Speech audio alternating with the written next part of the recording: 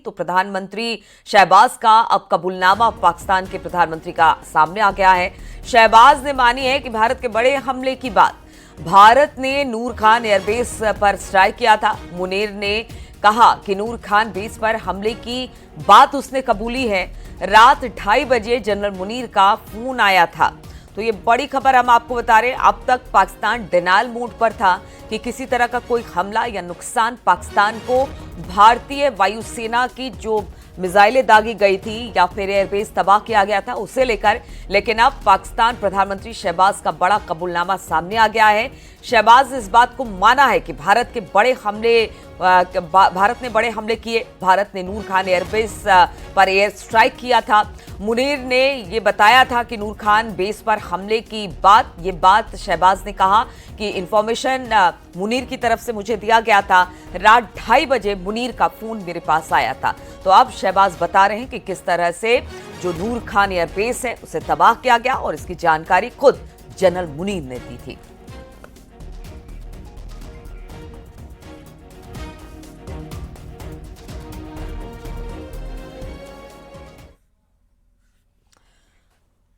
और प्रधानमंत्री आवास पर देर रात हुई उच्च स्तरीय बैठक। प्रधानमंत्री मोदी, गृह मंत्री अमित शाह, विदेश मंत्री एस जयशंकर, एनएसए अजित डोभाल बैठक में शामिल हुए। सूत्रों के मुताबिक ऑपरेशन सिंदूर के बाद बने हालात को लेकर बातचीत हुई है। हालांकि बैठक को लेकर कोई आधिकारिक बयान या फिर किसी तरह की कोई जानकारी सामने नहीं आई, लेकिन माना जा रहा है कि इस मीटिंग में ऑपरेशन सिंदूर के बाद बने हालात को लेकर बातचीत हुई है। तो हम आपको बता दें कि इस वक्त जिस तरह से इंटरनेशनल सिनारियो है उसे लेकर ये काफी अहम बैठक मानी जा रही है। प्रधानमंत्री मोदी, गृह मंत्री अमित शाह, विदेश मंत्री एस जयशंकर और एनएसए अजित डोभाल के बीच में बैठक हुई है। हालांकि इसकी आधिकारिक जानकारी अब तक किसी तरह से नहीं दी गई है कि इस बैठक में क्या हुआ, लेकिन बताया जा रहा है कि जिस तरह के हालात इस वक्त बने हुए हैं देश में, उसी को लेकर ये बातचीत हुई है।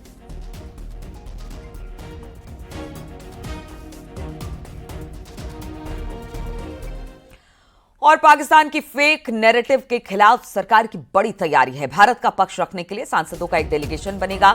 डेलीगेशन में सभी दलों के सांसद होंगे।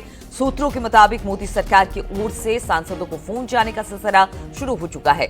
थरूर के नेतृत्व में यूके यूएस जाएगा डेलीगेशन। प्रतिनिधि मंडल में 7 सांसद होने वाले हैं। तो आप देखिए, जिस तरह से भारत की कूटनीति, कहा गया कि ऑपरेशन सिंदूर के बाद से कोई देश भारत के साथ खड़ा नहीं हुआ, तो ऐसा लगा कि कहीं ऐसा तो नहीं कि कूटनीति मामले में भारत फेल हो रहा है। ऐसे में अब बैठकों का दौर शुरू हो गया है और बताया जा रहा है कि हर दल से अब एक एक नेता को चुना जाएगा।